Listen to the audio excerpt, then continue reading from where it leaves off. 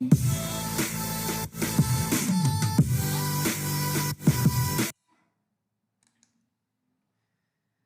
dear student, welcome to the official channel of Gyandeep School.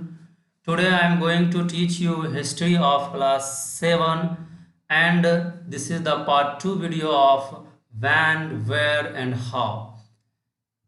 Okay, let's start. Part 1 video में हम लोग देखे थे हिस्ट्री का टाइम फ्रेम के बारे में। हिस्ट्री का टाइम फ्रेम क्या होता है, एंशिएंट हिस्ट्री किसको कहते हैं, मेडिवल हिस्ट्री किसको कहते हैं एंड मॉडर्न हिस्ट्री किसको कहते हैं। क्लियर है। एंड हम लोग ये भी देखे थे पार्ट 1 वीडियो में हिस्ट्री का सोर्सेज के बारे में। एंड हम लोग ये देखे थे कि हिस्ट्री का सोर्स 2 टाइप का सोर्स होता है, that is literary source and another is archaeological source. तो लिटरेरी सोर्स हम लोग देखे थे, लिटरेरी सोर्स में ऑटोबायोग्राफी होता है एंड बायोग्राफी होता है। Literary source means books, okay, that means written record of history. History का जो रिटन रिकॉर्ड होता है, यानी हम लोग को जो रिटन रिकॉर्ड मिलता है, रिटन एविडेंस मिलता है, उसको हम लोग लिटरेरी सोर्स कहते हैं। लिटरेरी सोर्स में ऑटोबायोग्राफी होता है, बायोग्राफी होता है। तो इन सब चीज़ों को हम लोग 1 बाय 1 लर्न कर लिए थे। And now today in this video में हम लोग आर्कोलॉजिकल सोर्स के बारे में स्टडी करेंगे। Okay, let's start the video and before start the class once again please take your notebook and pen, then start the class. Okay, and where you think that it is important point, it is important definition, then write down in your notebooks about that points. Okay, here is archaeological source. Archaeological source को समझना बिल्कुल easy है। हम लोग part 1 video में देखे थे literary source में, लिटरेरी सोर्स होता है written record of history. History का जो रिटन रिकॉर्ड होता है उसको हम लोग आर्कोलॉजिकल सोर्स कहते हैं। एंड पार्ट 1 वीडियो में हम लोग ये भी देखे थे कि ज्योग्राफी का भी इन्फ्लुएंस हमारे हिस्ट्री पे होता है। तो ज्योग्राफी क्या हो सकता है, कोई प्लेस हो सकता है, फॉर एग्जांपल रिवर्स हो सकता है, कोई बिल्डिंग्स हो सकता है। तो इसी को हम लोग क्या कहते हैं, आर्कोलॉजिकल सोर्स कहते हैं। अंडरस्टैंड, दैट मीन्स ये हो गया कि हम लोग और हिस्टोरियंस जो है जब डिगिंग करता है और जो भी चीज़ें बिल्डिंग्स मिलता है, ये सारा चीज़ ओवरऑल क्या कहलाता है, आर्कोलॉजिकल सोर्स कहलाता है। एंड आर्कोलॉजिकल सोर्सेज के बारे में जो डिस्कवरी करते हैं, जो इसको डिस्कवर्ड करते हैं, उनको हम लोग क्या कहते हैं, आर्कोलॉजिस्ट कहते हैं। Okay, here you see archaeological is a specialised science dealing with the material remains of past civilizations. Sources of archaeology include the buildings, pottery, weapons, ornaments. It means ये हुआ आर्कोलॉजिकल एक स्पेशल साइंस होता है जो deal करता है with the material remains. जो material remains जो रहता है, जो बचा हुआ मटेरियल जो एंशियंट टाइम में और बिफोर टाइम में, उस टाइम के लोग जो मटेरियल्स को यूज किए, तो वो हमें जो मिलता है as a evidence of history, तो उसको हम लोग क्या कहते हैं, आर्कोलॉजिकल सोर्सेज कहते हैं। और we can say that archaeological evidence. For example buildings, pottery, है ना, वेपन्स, ऑर्नामेंट्स, ये सभी जो हमें मिलता है और हिस्टोरियंस इस चीज़ को एज एविडेंस डिस्कवर करता है, तो उसको हम लोग क्या कहते हैं, आर्कोलॉजिकल सोर्स कहते हैं। हियर अबाउट कॉइन्स, कॉइन्स भी हमारा क्या है, आर्कोलॉजिकल सोर्स है। coins have given useful information regarding the state of polity and economy during the sultanate and the Mughal periods. It means ये हुआ कि कॉइन्स भी हमें क्या करता है, एक यूजफुल इंफॉर्मेशन प्रोवाइड कराता है रिगार्डिंग द स्टेट पॉलिटी, यानी उस समय का स्टेट पॉलिटी क्या था, यानी उस समय का शासन, उस समय का जो शासन करता था, जो भी किंग रूल ओवर करता था वो किस तरह उसका रूल ओवर करता था, है ना, उस एरिया में, है ना। एंड इकोनॉमी, उस टाइम का इकोनॉमी कैसा था। फॉर एग्जांपल अगर किसी किंगडम में, किसी डायनेस्टी के टाइम में अगर सिल्वर का कॉइन्स यूज होता था या फिर गोल्ड का यूज होता था, तो हम लोग इससे समझ सकते हैं कि उस समय का इकोनॉमी कैसा था। अगर सिल्वर का यूज हुआ तो इकोनॉमी तो अच्छा है ना। अगर गोल्ड कॉइन्स हमें मिला उस टाइम पीरियड में, दैट मीन्स ये हो गया कि उस डायनेस्टी का और उस टाइम पीरियड में इकोनॉमी अच्छा था, है ना। दैट मीन्स हम लोग को कॉइन से भी बहुत ही वैल्यूबल इंफॉर्मेशन प्रोवाइड होता है अबाउट हिस्ट्री। अगर हम लोग दिल्ली सल्तनत एंड मुगल पीरियड्स की बात करेंगे तो उस टाइम का भी आज हम लोग हिस्ट्री अगर जानते हैं तो कॉइन्स की हेल्प से ही जानते हैं। अगर आप कॉइन्स के बारे में जानते होंगे, जैसे अगर आप अभी का कॉइन्स का एग्जांपल लेंगे तो उस पर कुछ सिंबल बना हुआ रहता है ना। आप अभी कॉइन्स देखे होंगे, उस पर कुछ सिंबल्स बना रहता है। तो सेम इसी तरह क्या होता था एंशियंट टाइम में भी और बिफोर टाइम में भी और पास्ट में भी कॉइन्स पे सिंबल बना हुआ रहता था, और कॉइन्स पे किंग का पिक्चर बना हुआ रहता था, है ना। तो उससे हम लोग उस टाइम पीरियड के बारे में समझ पाते हैं कि उस समय किस चीज़ का ज़्यादा इम्पोर्टेंस था। जैसे अगर हम लोग हड़प्पन सिविलाइजेशन के कॉइन्स की बात करेंगे तो उस समय के कॉइन्स में भी हमें बहुत सारा, है ना, उस समय के गॉड्स जो उस समय को उस लोग मानता था उसका हमें पिक्चर देखने को मिला। तो उस टाइम पीरियड के बारे में हमें कॉइन से भी जानकारी मिलती है। The coins of Muhammad bin Tughlaq have revealed much about his reign and his kingdom. Mohammad बिन तुगलक के बारे में आप जानते होंगे, दिल्ली सल्तनत से बिलोंग करता है, तुगलक डायनेस्टी से। तो इसके बारे में, यानी इसके टाइम का, मोहम्मद बिन तुगलक के टाइम का जो भी कॉइन्स है तो उसके रेगन और उसके किंगडम के बारे में बहुत ही ज़्यादा हमें जानकारी मिलती है। Okay, I hope that you understand that what is archaeological sources. I would like to repeat once again, archaeological sources हम लोग उसको कहते हैं जो हमें पास्ट का, जो हमें बिल्डिंग्स, मटेरियल्स, वेपन्स, ऑर्नामेंट्स, ये सभी जो हमें मिलता है as a evidence of past, और you can say as a evidence of history, उसको हम लोग आर्कोलॉजिकल सोर्सेज कहते हैं। अंडरस्टैंड। हम लोग कॉइन्स के बारे में देखे थे, कॉइन्स भी हमें क्या करता है, वैल्यूबल इंफॉर्मेशन प्रोवाइड कराता है regarding history. Okay, now next is epigraphic sources. ये भी क्या है, आर्कोलॉजिकल सोर्सेज ही है। तो इपिग्राफिक मीन्स होता है जैसे उस टाइम के इंस्क्रिप्शंस जो होता था, जैसे क्या होता था, एक पिलर टाइप का बनाया जाता था। आप, I hope that you are in 7th class, then I know that you already know about what is inscriptions, because आप 6th क्लास में इंस्क्रिप्शंस के बारे में पढ़े होंगे।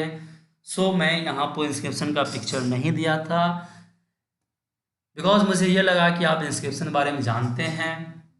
Okay, I hope that you already know about inscriptions.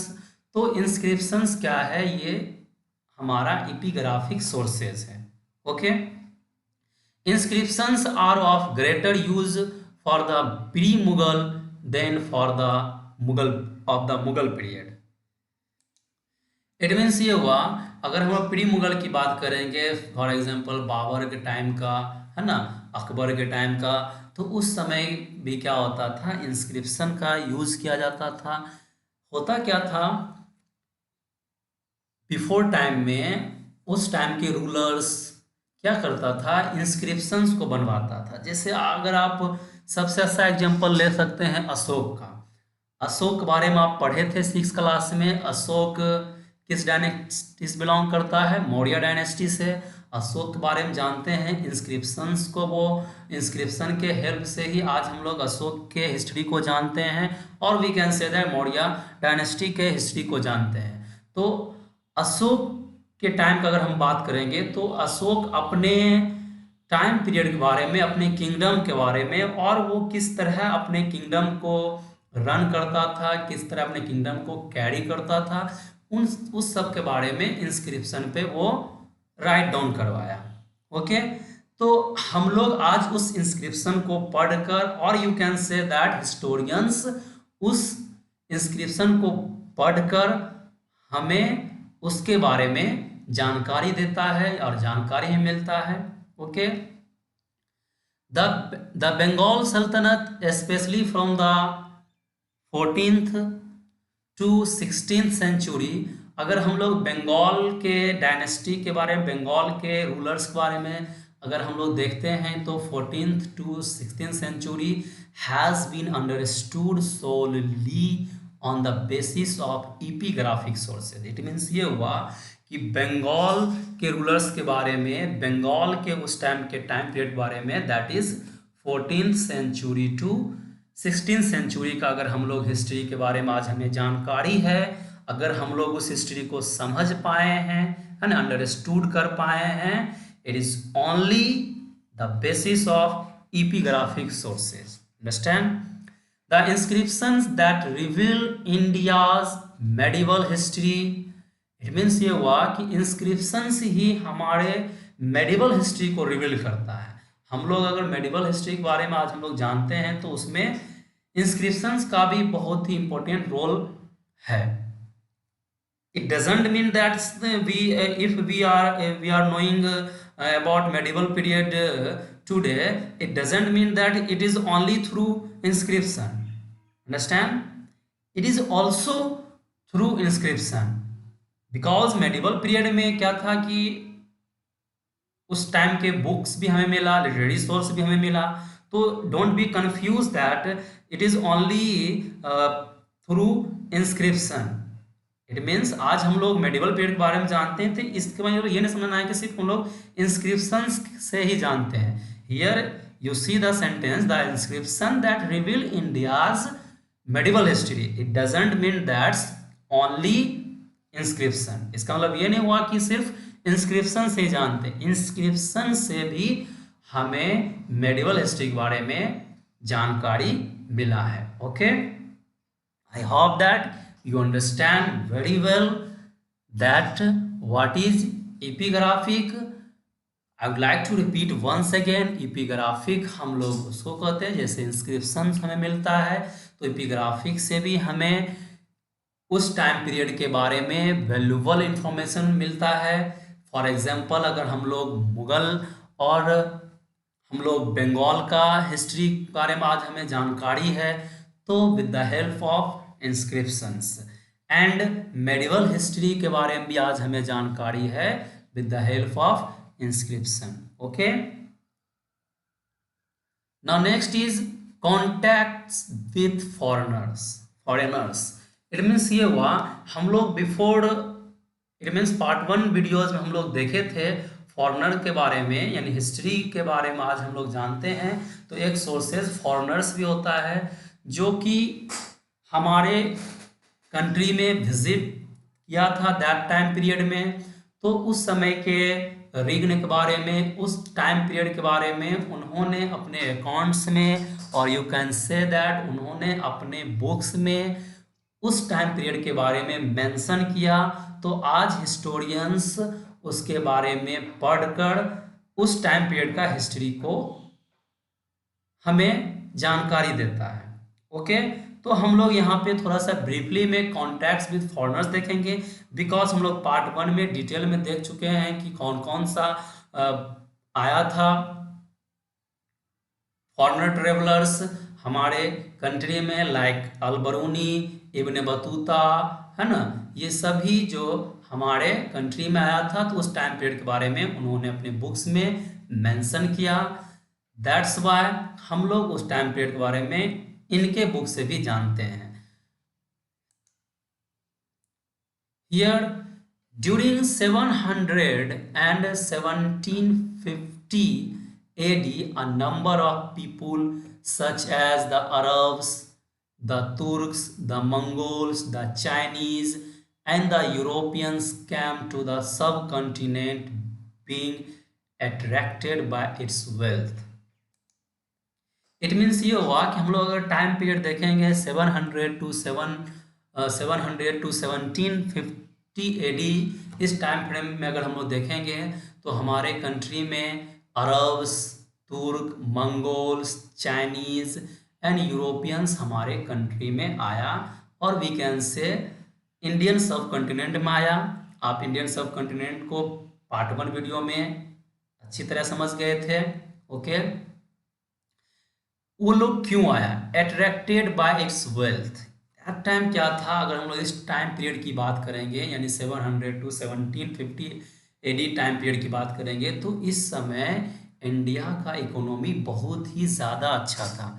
इस समय India wealthy था, तो जो भी फॉरेनर था उसको अट्रैक्ट किया, क्योंकि हम लोग जानते हैं कि Europeans like British, French, Spanish, ये सभी जो हमारे कंट्री में आया, डच, तो इसको क्या अट्रैक्ट किया? यहाँ का इकोनॉमी अट्रैक्ट किया, क्योंकि इनको लगा कि अगर हम इंडिया में जाते हैं तो वहाँ हमें ज़्यादा प्रॉफिट होगा, चाहे वो चाइनीज़ आया या अरब्स आया। अरब्स के बारे में हम लोग बात करेंगे तो 712 एडी में मोहम्मद बिन कासिम आया था। और तुर्क की बात करेंगे, मंगोल्स जैसे है ना, बाबर, ये सब है ना, चाइनीज जैसे हैंसोंग, फायान, ये सब इंडिया आया। तो ये सब ओवरऑल क्या हुआ, इसको यहाँ का इकोनॉमी, हमारे कंट्री का इकोनॉमी जो है, इसे अट्रैक्ट किया। इट मीन्स ये हुआ कि जब हम लोग के कंट्री में ये फॉरेनर्स आया, तो यहाँ का जो भी कंडीशन था दैट टाइम, उसके बारे में उन्होंने अपने बुक में मेंशन किया। तो आज हम लोग इस बुक को पढ़कर, और हिस्टोरियंस इस बुक को पढ़कर हिस्ट्री के बारे में हमें जानकारी मिलता है। Among such political groups were the early Muslim invaders, invader जो अटैक करता है उसको इन्वेडर्स कहते हैं, like Mahmud of Ghazni and Mohammad Gauri.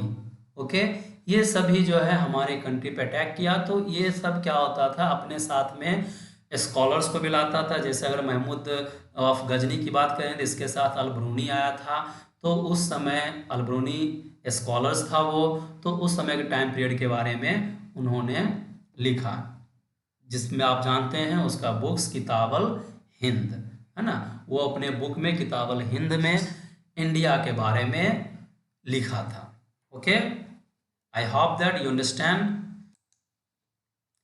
Now next is religious traditions.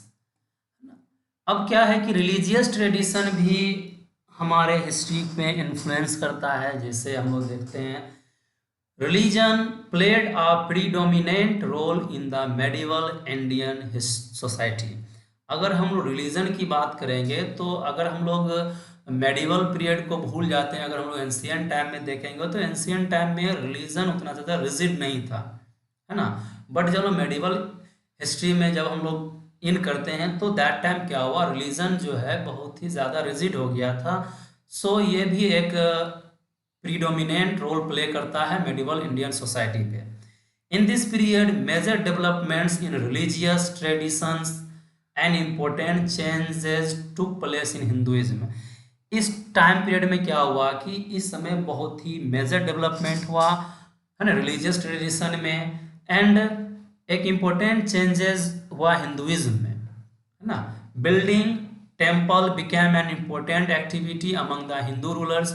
अब हिंदू रूलर्स की बात करेंगे तो वो क्या करता था, टेम्पल बनाता था। एंड मुस्लिम रूलर्स की बात करेंगे तो वो मॉस्क बनाता था। ओके, तो ये सब एक इम्पोर्टेंट एक्टिविटीज हो गया था that time. The rulers also patronised learned Brahmins and granted them tax free land. अगर हम लोग ब्राह्मण्स की बात करेंगे तो ब्राह्मण्स के बारे में हम लोग 6th क्लास में भी पढ़े थे कि ब्राह्मण्स क्या था कि रूलर्स जो है उस समय का ब्राह्मण्स को बहुत ही ज़्यादा इम्पोर्टेंस देता था एंड ब्राह्मण्स को ग्रांटेड करता था टैक्स फ्री लैंड, यानी वैसा लैंड उसे मिलता था जिस पे टैक्स नहीं लगता था। Okay, thus many Brahmins become wealthy and powerful. अब क्या है कि ब्राह्मण्स को जब टैक्स फ्री लैंड प्रोवाइड किया गया और रूलर्स ही उसको ज़्यादा इंपॉर्टेंस दे रहा है तो ब्राह्मण्स क्या हो गया, बहुत ही ज़्यादा वेल्दी एंड पावरफुल बन गया। They use their power to make the caste rules and religious norms very rigid. It means ये हुआ, हम लोग जानते हैं जब किसी को ज़्यादा पावर मिल जाता है तो वो अपने पावर का यूज करने लगता है। तो ब्राह्मण्स क्या हुआ, अपने पावर का यूज किया किस चीज़ में, caste rules and religious norms को रिजिड बना दिया, ज़्यादा मतलब यू कैन से पेचीदा बना दिया। Okay, as a challenge to this Brahmin king grouping. अब क्या हुआ, अब क्या हुआ कि जो ब्राह्मण से as a king role play करने लगा, बहुत ही ज्यादा उसे सोसाइटी में एक फर्स्ट पोजीशन आ गया। तो क्या हुआ, कहीं ना कहीं लोगों को ये लगने लगा कि ये रिलीजन को ही कैरी करना ये बहुत ज्यादा डिफिकल्ट है। आप 6th क्लास में भी इसके बारे में पढ़े होंगे 6 में भी आप कि रिलीजन क्या हुआ, एक टाइम में बहुत ही ज्यादा रिजिड हो गया, लोगों को रिलीजन ही हार्ड लगने लगा, रिलीजन को कैरी करना हार्ड लगने लगा। बिकॉज ऑफ दिस रिजिड क्या हुआ कि that time Jain religion, Buddhism है ना, जैनिज्म, ये ज्यादा इमर्ज हुआ। बट अगर हम लोग इस चैप्टर की बात करेंगे तो इस चैप्टर में क्या हुआ कि इस चैप्टर में हम देखेंगे इस टाइम पीरियड में क्या हुआ कि ब्राह्मण जब इतना ज़्यादा पावरफुल हो गया तो कुछ लोगों के माइंड में एक न्यू आइडिया आया, कुछ सेंट के, कुछ साधु है ना के माइंड में एक न्यू आइडियाज आया, दैट इज भक्ति, है ना। बिफोर चैप्टर में भी आई थिंक कि मैंने आपको बताया था भक्ति के बारे में कि भक्ति क्या होता है, और नहीं बताया तो मैं आपको फिर से रिपीट करना चाहूँगा। इस चैप्टर में हम लोग भक्ति एंड सूफी को भी देखेंगे, है ना, यार ये सूफी ट्रेडिशन। तो भक्ति और सूफी को समझना बिल्कुल इजी है। भक्ति और सूफी क्या है, दोनों सेम है, बट क्या है, bhakti is belongs to Hindu religion and Sufi is belong to Muslim religion. क्या था कि दैट टाइम में जो भी सोशल इविल्स था, चाहे वो मुस्लिम रिलीजन में या फिर हिंदू रिलीजन में, उसको रिमूव करने के लिए एक मूवमेंट चला। तो हिंदू में वो मूवमेंट चला, हिंदू रिलीजन में, तो उसको हम लोग भक्ति मूवमेंट कहते हैं, एंड मुस्लिम रिलीजन में चला तो उसको हम लोग सूफी मूवमेंट करते हैं। दैट मीन्स ये हुआ कि दोनों का सेम क्या था, टारगेट था, क्या था कि वो जो भी सोशल इविल्स है उसको रिमूव करना। Okay, this was also the period when a new religion called Islam appeared in India. Before मैंने आपको बताया कि 712 एडी में मोहम्मद बिन कासिम इंडिया आया था, तो first Muslim according to history India में आया। तो इंडिया में एक न्यू रिलीजन इस्लाम भी आया, है ना, इसी टाइम पीरियड में, इट मीन्स 700 सेंचुरी में। The merchants and migrants first brought the teaching of the holy Quran to India. It means ये हुआ, इस्लाम जब इंडिया आया तो हम लोग जानते हैं इस्लाम का होली बुक क्या है, कुरान है, तो इसके टीचिंग को इंडिया में स्प्रेड किया गया। With the rule of the Delhi Sultan Islam became popular in India. जब हम लोग दिल्ली सुल्तान की बात करेंगे, हम लोग जानते हैं दिल्ली सल्तनत स्टार्ट हो जाता है 1206 एडी से, है ना, वहाँ से दिल्ली पीरियड स्टार्ट होता है और ये चलता है 1526 एडी तक। तो दिल्ली सल्तनत में क्या था कि यहाँ इसमें इस्लाम ज़्यादा पॉपुलर हो गया था, बिकॉज कि दिल्ली सुल्तान जो था वो मुस्लिम रिलीजन से बिलोंग करता था। ओके, अभी आप जस्ट देखे थे कि जो हिंदू रूलर्स जो था वो टेम्पल को ज़्यादा बनाता था, तो हिंदू रिलीजन को ज़्यादा वो इम्पोर्टेंस देता था। सेम लाइक मुस्लिम रिलीजन है, तो मुस्लिम रिलीजन भी ऑब्वियसली क्या होगा, मुस्लिम रिलीजन को ज़्यादा इम्पोर्टेंस देगा। तो दिल्ली सल्तनत पीरियड में इस्लाम ज़्यादा पॉपुलर हो गया था। Okay, another tradition that came from West Asia was the Sufi tradition. अभी जस्ट मैंने सूफी मूवमेंट के बारे में आपको बताया, तो सूफी ट्रेडिशन भी ये कहाँ से आया, वेस्ट एशिया से आया था। द भक्ति and the Sufi cents preach the equality of all Mankind. मैंने बिफोर आपको बताया कि भक्ति एंड सूफी मूवमेंट क्या है, दोनों सेम है। दोनों सेंट्स यानी दोनों साधु का क्या मोटो था, इक्वलिटी ऑफ ऑल मैनकाइंड, यानी जो भी सोशल इविल्स था दैट टाइम, जो भी रिलीजन में, चाहे वो हिंदू रिलीजन हो या मुस्लिम रिलीजन हो, उस चीज को रिमूव करने का मेन मोटो था। Okay, they spread universal brotherhood, और इन्होंने क्या किया, यूनिवर्सल ब्रदरहुड को स्प्रेड किया। That means we can say that Bhakti and Sufi movement totally focused on the equality of all mankind, and they spread universal brotherhood in our society. Okay, I hope that you understand very well this part of video, and I would like to repeat once again, make a note of all the class that you give on online, that you taken from online, because notes अगर आप नहीं बनाते हैं तो there is no importance to give the class. Okay, now some works for you, answer in 1 or 2 words. इस questions का answer आपको 1 और 2 वर्ड्स में देना है। आई होप कि इसका आंसर आप कमेंट बॉक्स में देंगे, बिकॉज क्या होता है, आंसर देने से हमें ये पता चलता है कि आपको कितना समझ में आया है, कितना समझ में नहीं आया है। Okay, the medieval period began in India in, answer लिखना है। Archaeology is the study of, ये सभी का आंसर आपको कमेंट बॉक्स में लिखना है। आप इस क्वेश्चंस को अपने नोटबुक में नोट डाउन कर लें, और you can take the screenshot of these questions. Okay, thank you to all, that's all.